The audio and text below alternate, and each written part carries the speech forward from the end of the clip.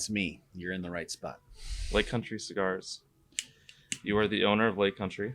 Myself and my wife own this place. In Delafield, Wisconsin. That's where we are.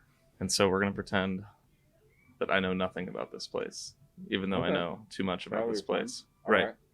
So tell us about the shop. Tell us about how you got started here. But actually, no, we're going to go back farther. Your first cigar. Tell us about your first cigar.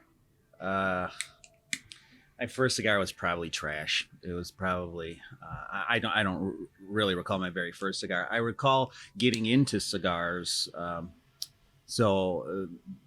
It ties into Lake Country Cigars because Lake Country Cigars opened in 1998, and I started coming here then, just very sporadically and like out of boredom. Right. I'd come and have a cigar and. Maybe I'd have it here, maybe I'd take it home, whatever. But anyway, that got me kind of into the culture of it and liking just taking a minute to hang out and smoke through a cigar. But I got married to my wife when I was 26, and I didn't know that. She tells me you're apparently supposed to exchange gifts other than the ring, like. Maybe you don't even know. She tells this. you. Yes. So I did exchange a gift, and my wife lost it. So not the ring though. Not the ring. Yeah. All right. She loved it. So I did follow the rules, but then she broke them eventually. Yeah, good for her. My wife lost her ring and ran it over, and blamed me for it. So anyway, but right before the wedding, I think. Anyway, we exchanged gifts. I think I gave her something nice, like a bracelet or a watch or something like that. She gave me a box of Padron cigars. Nice. So, which she will say to this day, she created a monster because of that. But I took it as a green light. And so from then on, I got a little more into it, more into the hobby of it, more into the culture of it, more into Lake Country Cigars. Was that something that she knew you were into before, or was that just this is a good wedding gift for adults? She knew I was getting no, just took a shot. She didn't really know me very well. We did it was an arranged marriage. She was 14. No, I'm kidding. She's older than me. But she knew I was dabbling in the hobby and liked it, and she's very cool. She smoked cigars before me. Oh, really? She used to hang out with her friends, not often, but sometimes in their hot tub or whatever, and have a cigar. So she's always been very supportive of it, and I just took it and ran with it. Very cool. So that was your first memorable cigar really experience? I remember I worked before this. I did install work, installing custom audio video stuff, and drove a van for a company in town and did that, and had gotten in a car accident just on my own, not at work, but anyway, as a result of that car accident, was off work, and they let me use the company van. And I can remember coming down here just about every day and getting cigars, and then going and sitting with that van and smoking cigar. I don't know what cigars, but various cigars as I quote unquote recovered, which I wasn't injured. I just didn't have any vehicle. Right. Your car recovered. Yes, exactly. So at what point did you start coming here? And really kind of getting into it, and not just being something to do. Yeah. So like I said, I started coming right away, and then as one does, you get a little more ensconced. You get to know people a little bit more. I can remember very vividly one night. We were 2 doors down from this space when Lake Country Cigars originally opened. It was 2 doors further into the mall here, and remember hanging out one night with John Curtis. John, who is now a rep in the industry and has been in the industry for a long time. He was Chris. No, he's not. He's with Forged right now. That's right. He was with Calibri. He worked here long before that. Anyway, it was just me and him hanging out there one night. I can remember him hanging up the phone and saying, "All right, Matt, we got to get you to run this register." So someone must have called and said I can't make it in or something like that. Anyway, so I was like, all right, fine. So he at that moment started to show me just how to run this what we call charming register here, which is just old and out of date. But So yeah, so from that point on, then he just was like started using me as like fill in for whatever, Yeah. and then I started working here on a very part-time basis. Then fast forward a couple years later, we moved from that space down to this new space. There, the the full timer that was working here at the time moved on, and I was approached with managing the place. And at that time, I was still doing install work. Mm-hmm. That was my own business as well. And I said, and I was looking for something else to do. And I said, okay, let's do it for a year or so and see if it sticks. See if I like managing it. See if you like me managing it. See if I'm actually managing it in the sense where I do managerial things, because they had never really had that before. They had a full-time person who did a lot here, worked very hard here, but wasn't really involved in the bowels of the business, so to Mm-hmm. speak. And I wanted to be involved in that because I had other plans. So went a year and it worked out, and we were both like, yeah, let's do this. And that from that point on, we both came to a gentleman's agreement that at the point at which they were looking to sell, I would be looking to buy. Mm-hmm. And so kind of just went from there. But yeah, so I managed this place for about 7 years before we bought it. Yeah, that's exciting. Yeah, it's a great story. You know, I can remember my wife back in the infancy when I was just coming here as a customer. She said to me, I could see you owning this place. She said that. She's a very entrepreneurial. This place specifically, not Lake just Country a shop. Cigars. Yeah. Yeah. And I kind of scoffed or just laughed it off. But Right. she's a bit of a soothsayer. She knows things. Well, apparently. it worked out. It did. You're here. She spoke it into being. You're here. People Yeah. come too early, which means it's a good spot. That's true. Which is why we locked the doors. That's right. So talk about the shop. There's we I've been to sell a lot- cigars here and accessories. Yep. And people can drink coffee for free. That is a lot of people's favorite thing, is to come and drink coffee for free. It's always a good thing. That's always good. Yeah, I'm being sarcastic. Well, it's a great place. My wife calls it the Cheers of the cigars world. What can I say? I've told you how long we've been open now, and we've owned it for a little over 3 years now. Wisconsin's interesting. There's kind of a few cigar lounges. Mhm. They're kind of spread out, and they all have their own flavor. So the cigar culture and the shop situation in Wisconsin, I think, is pretty advantageous, just because the shops don't seem to be really competing with each other. Right. They're spread out. They're all a little bit different flavor. I say that because ours, Lake Country Cigars here, is a decidedly different flavor because it's not a bar per se. Yep.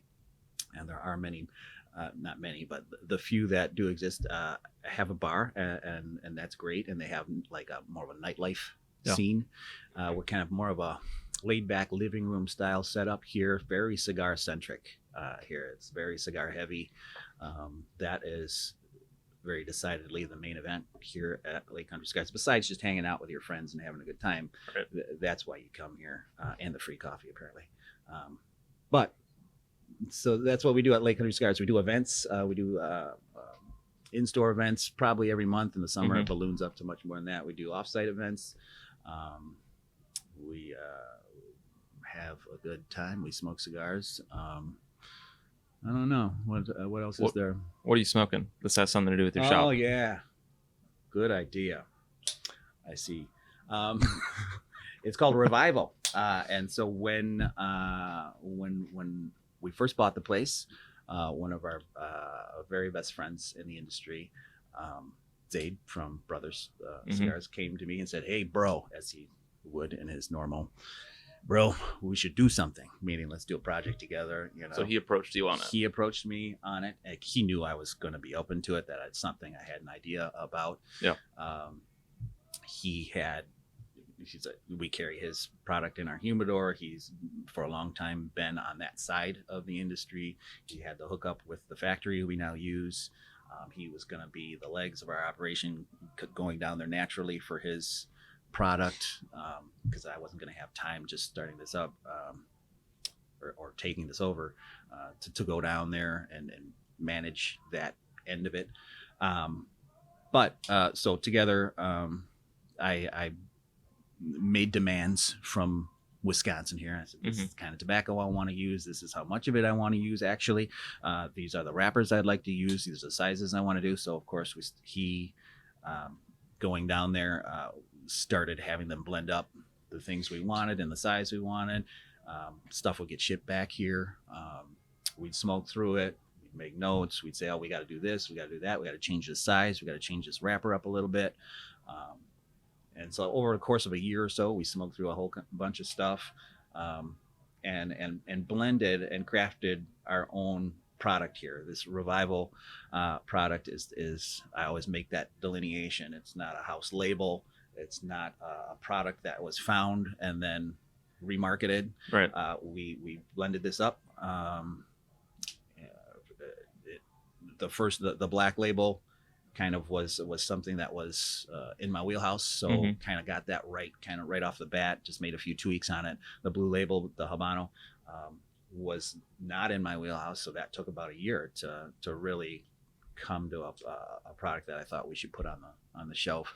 But anyway, so yeah, it's a product, its own brand, as much as any brand is in there. Uses high-end tobacco, just like most of the product we use in there, made at a great boutique factory in Dominican Republic, and we're very, very proud of it, and it's been very well received. And we're very blessed with how it's doing. So it is awesome. Thanks for asking about it. Yeah, no problem. I can see you're decidedly not smoking yes. a Revival. I said, why would I want to smoke Mats? No. It's kind of a dick move, but no, anyway, I did it's La to give you some Galera, context which is here, fantastic. When we were at PCA, Brad and Jose Manuel from La Galera got me roped in on this cigar with coffee, and I'm having a really hard time breaking that streak because it's phenomenal. You shouldn't just go with it. And you decided to carry it, so I mean, of course, it's phenomenal. The blending process. Oh, look at this. Mufasa just walked in. He's our dog, and he's beloved. He's why a lot of people come. Which means my wife walked in the back door. Hopefully. Yes. Yeah, hopefully. The blending process. Yes, sir. There's a lot of shops that, like you said, you're trying to differentiate that cigar from being how would you phrase it? A house brand rather than a brand. Yeah, a lot of people will refer to something that's sold at only one particular shop as a house exclusive, or a shop brand, or a house blend, or whatever. That has a connotation in the industry. You know, so if I go to a place and I walk in the front door and it's called Jim's Cigar Lounge, and I look at a cigar that has a label on it that says Jim's Cigar, I might jump to a conclusion that maybe he just labeled that or something like that. So I just like to educate people when we go into the humidor. When I'm explaining the cigar to someone, I said it's made exclusively for us. We actually blended it from scratch. Like I just told you, it's a brand on its own as much as any other brand is in here.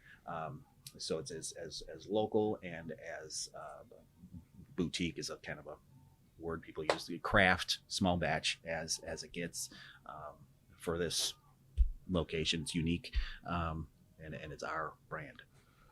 So there's a lot of companies and shops that I've seen do this. A lot of them are frankly not good, because you can tell that's what it was. It was like, they're like, hey, go put my logo on one of your cigars that you have left over in your factory. Yeah. And so that, I think, loses respect, loses the interest of people coming into the shop. Yeah. And then usually those sort of get stuffed away. Yours is not that. So when you and Zaid were trying to figure out what do we do with the Revival, how much involvement was from your end, and how much was like, I think we should do this from him, and then you tweaked it from there? So Zaid, because you're not a farmer. No. So he was really the execution part of it, right? You know, he would, like I say, he's the legs of our operation. So how did I come to certain blends or wanting to use certain tobaccos? Pretty easily. After smoking cigars for 25 years or 20 years pretty intently. Mm-hmm. I figured out which countries I like the tobacco from, which seed varietals, which parts of the plant, all that kind of stuff. So like I had said before, the black label was kind of in my wheelhouse. I just took what I knew I liked, and after going down to factories and farms and stuff, realizing you can't just jam everything you like in one cigar and expect it to burn and expect it to perform well and draw well, all that stuff. Right. But I knew in black there were certain pieces I wanted, and I was blessed enough to be working with Zaid, who had access to a lot of different tobaccos, and so I said, I want to make sure we use this because I know I like this, because I've smoked these other cigars. I liked every one of them, and I like that Mm-hmm. piece of the pie it adds to it, the savoriness, or it could be the mellowness or whatever. So yeah, I pieced tobaccos together like that, and like I said, with the black label, it worked out pretty well. We just changed up the sizes a little bit. On the Habano, I ended up changing the wrapper from to an Ecuadorian Habano. It was a little hardier, Right. Held up a little better, I think. But yeah, that's how we did it. I just knew of tobaccos I liked. We started using them. Sometimes they worked, sometimes they didn't, and then we just make changes from there and then keep smoking through stuff. And he had patience with me, and the factory that we were dealing with is very, very good, very high quality operation. I'm very impressed with. That's the main thing. You asked about the blending process. Mm-hmm. What did I want to get to in the end? I wanted to get to a cigar that had the characteristics that everyone can enjoy: the Yep. draw, the performance, the smoke production, the way the ash holds up, how it lights, how it combusts, all these characteristics that make it enjoyable. Everyone's going to taste it a little differently, right? But the characteristics is really the performance is what you need to get to. And then probably by the time this comes out, you'll have a third. Yeah. So we could get them today. I mean, they're supposed to come. Oh, really? Yes. Yeah. They've shipped. They're on the way. Yeah, that's a new one. That is Indonesian. It's a new piece of the line, different colored packaging, different size, different blend altogether. It's a Corona. So that's an extension to the Revival. The perfect size. Brand. Yes, I like it too. Yeah. That brings up an interesting topic. So we're in Wisconsin. The demographic that comes in the shop is primarily older. Primarily, depending on time of day, but yeah, there's a lot of that. Let's rephrase that. Older than me, because I've been coming in here for over 8 years. I think, and so I think I've been the youngest person consistently since I've shown up. I think when you're here, there's I think several people your age-ish. I think that I probably dragged in. Yeah. Anyways, and I will continue to do. I think that's pretty.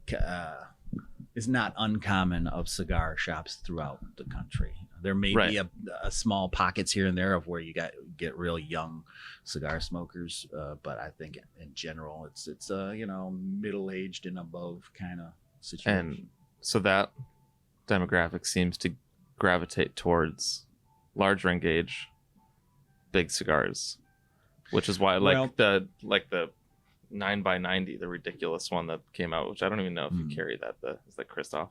That does that. That is Asylum. That's CLE. Yeah. Yeah. We carry cigars. That's the extreme ridiculousness.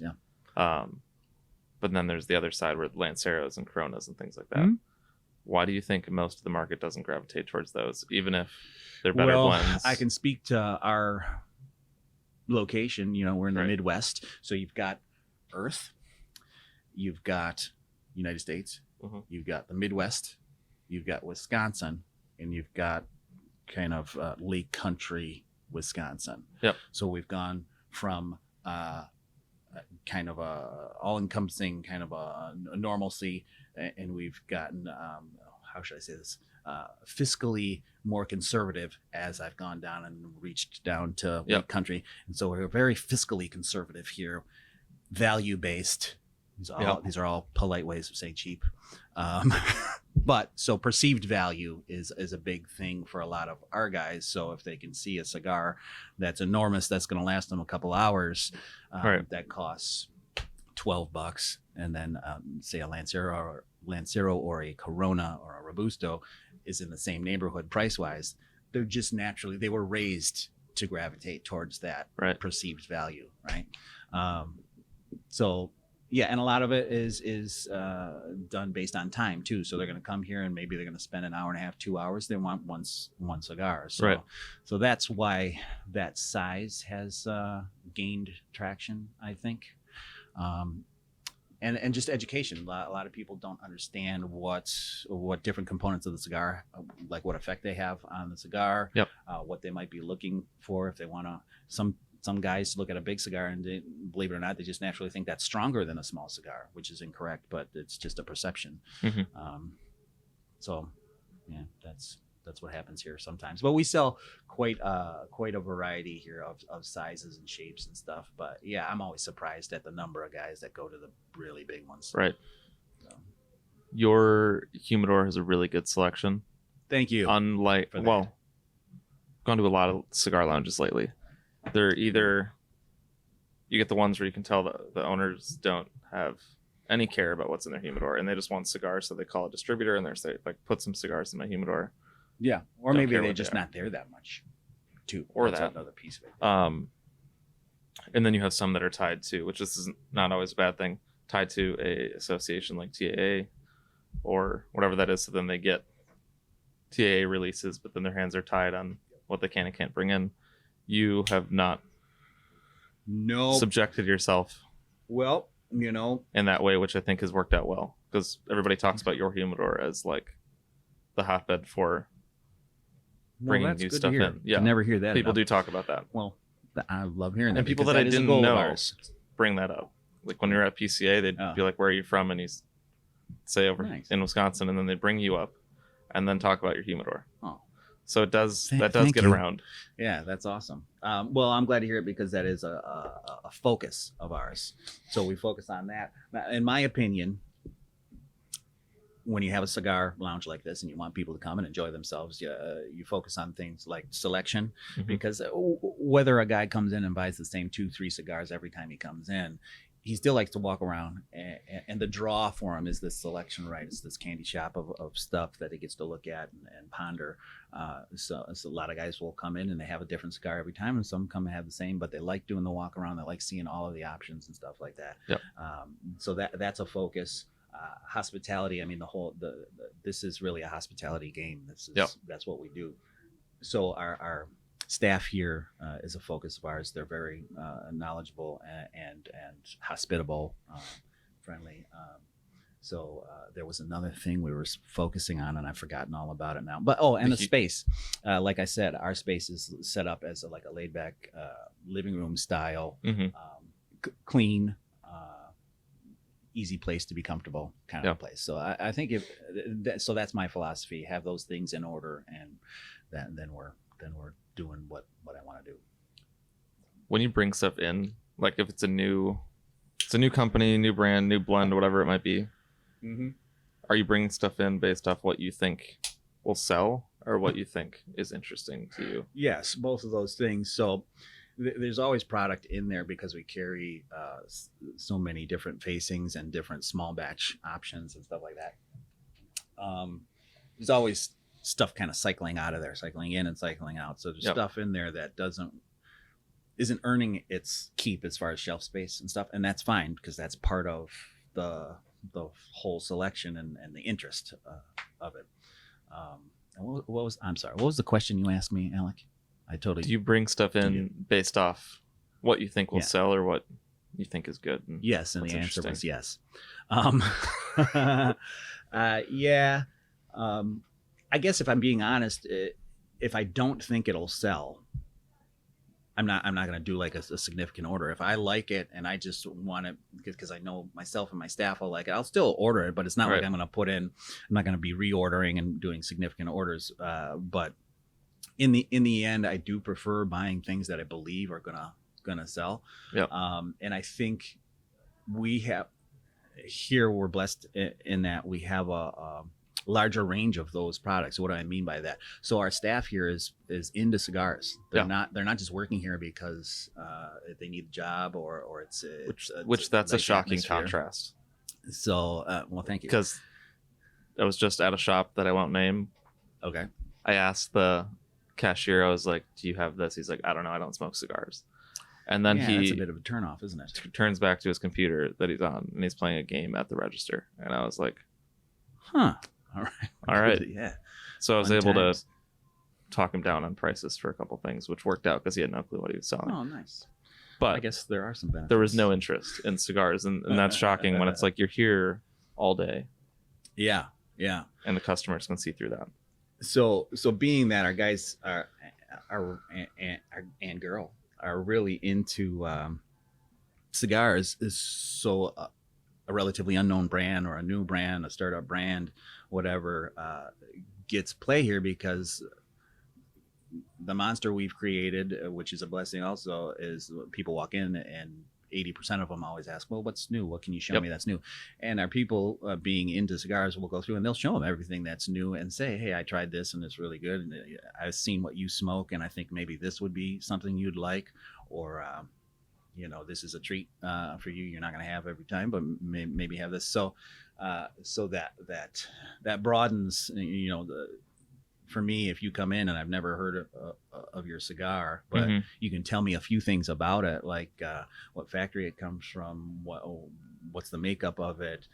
We can sit there and smoke it, and I can see that the characteristics of it are solid. It's well made and stuff. Right. I'm gonna buy it most likely. You can ask. I just did that yesterday or 2 days ago. Someone came in.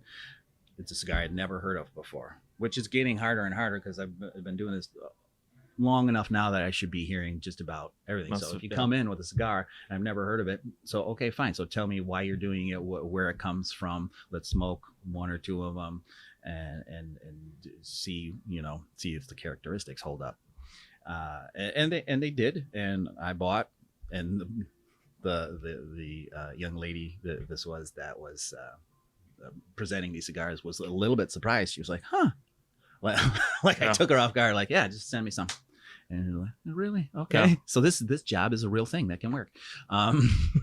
So we have that blessing here. We have the support of our community and our regulars and everything, that when we bring on new stuff, they try it. When we do events, they try it, and it's. So she came in completely cold call. Yeah, completely cold. And not only completely cold, but she just new to the industry too, just not knowing what to do. So but I thought it was somewhat endearing that she had, her and her group of partners were just jumping into this. They had no idea, and in the end was kind of like, oh, so you are going to buy these cigars. Yeah. So that's a tough sell to bring a new cigar into the industry. Like, yeah, for PCA, that was the only big trade show I've been to. There was a couple small brands that are trying to get their feet wet, and they're running around like madmen trying to meet everybody, because they're like, no one's gonna just buy the cigar off the shelf unless they know the story behind it and they know the people behind it. Right. And the second you can make that connection, you'll at least, even if the cigar sucks, you'll gain some respect for the brand and for the personalities behind it. Yeah, if they're worth the respect. And people, and people like to go to shows or gatherings like that so they can maybe kill a bunch of birds with one stone and meet a bunch of people. But if you show up here at my shop or anyone else's shop and you put in the interest and effort in that regard, and you come and see their humidor and you come and offer them a cigar, and it's not so much the cigar per se, but it's offering them the time to sit down with them, tell them about the cigar. That goes so much further than sending samples over the mail or at a big industry show, just pop it in and say, hey, here, and hand it, that's great. Yeah, I mean, if that's what you can do, that's what you can do. But if you can make it to a shop, that's how to do it. Do you have a process of when you bring cigars into your humidor, where they go? Like, how do you introduce them to your customers? So when we bring in a completely new product, it's going to get favorable shelf space, meaning, so we've got shelving from floor to, say, top of head height. Yep. So it's not going to go at the top and it's not going to go at the bottom. It's going to go somewhere you can see it. It's going to get decent shelf representation. In other words, we're going to display them in their whole boxes, laid out, from size and wrapper, very shoppable, easy way to do it. People are listening saying, isn't every product like that? Well, we have 13 to 1400 facings in a humidor. Maybe even it's grown to 15 now, I don't know, but in a humidor that can't possibly facilitate that just spread out on shelf space. So some of it is tilted up behind, some of it is peeking out from underneath, so not ideal, but and we do that because we put a premium on selection. So but yeah, when we get a new product in, we make sure it gets at least a couple months worth of face time. All the guys that work here, I show it to them. I say, look, this came in today. They see where it is in the humidor. They always smoke it. I don't have to educate them tremendously on it because they seek it out. They smoke the product. They look it up. They see where it came from. They see anything they can about it, so that when someone comes in and says, what's new? When they get to that product, they're like, okay, this is what this is. Right. So yeah, they get a fair shake. If after a couple months, because by that time, a couple months down the road, several new things have come in. And they have to get shelf space too. So if that product hasn't gotten legs of its own by that point, or a fan base by that point, then it gets moved to a slightly less desirable place in the humidor. So we'll close out with this. Little Smoke. That's how long have you been doing Little Smoke? That is a Little Smoke is great event. An event here for, I'm going to say 20 years. We're working on 23, 24 years here. So it's probably 21, 22 years. I know it got started just shortly after the founding of Lake Country Cigars here. So 1 or 2 years in, it started as obviously a much smaller event, maybe 50 people. And back when you could smoke inside restaurants and stuff, they did them in restaurants. And but for the last 10 years, it's been, at outdoor venues and whatnot. That's a cool event, though. It is. It's and it's been supported, and our reps and our manufacturers that participate in it. It's a multi-vendor event, but it's always well supported by the industry. Makes it very interesting. It's set up a little different than most multi-vendor events. You get a little more intimate time with the people you sign up to hang out with, but then you also get to mingle about with the rest of the. It doesn't feel like the vendors are working when we're there. I think that's why they like defines it. Right. Because that's how you keep an event going. You make it so the vendors just hang out and have a good time. Yeah. So, that's very worth going to. Well, good. I'm glad. Yeah, we plan a lot for those and put a lot of effort into it. And I always love it when people say they had a good time there, because that's why we do it. I mean, we have a shop here that's established, and people just come to it and buy cigars. We don't really need to go out and do these events to do it, because hopefully people will have a good time. Yeah. So very cool. Yeah. So we are featuring you guys. Good. As the lounge highlight. All right. In the October issue. There will be pictures of the shop. All right. Write up about you guys, and then information on Little Smoke and all of that. And so hopefully we can get more people coming in. It's also in a great location because it's right off the freeway. Revival. We do a brand called Revival here too. And the Revival. You're like, did I talk about Revival yet? No. You brought that up. I would have totally forgot about it. God bless you. Thank you for doing that. And so we'll try to get more people in the door. Good. And I think they'll like it. They should. That's what I say. I mean, that's up to you though. Come. Enjoy Lake Country Cigars. If you don't, you're wrong. That's kind of true, though. So, all right. Well, thank you. All right. Hey, thank you. This was fun. Absolutely. I'm a celebrity now. That's what. I'm a big deal. That's what we just did. But you want me to sign something? No. 10-4. No, you're not that special. I get it.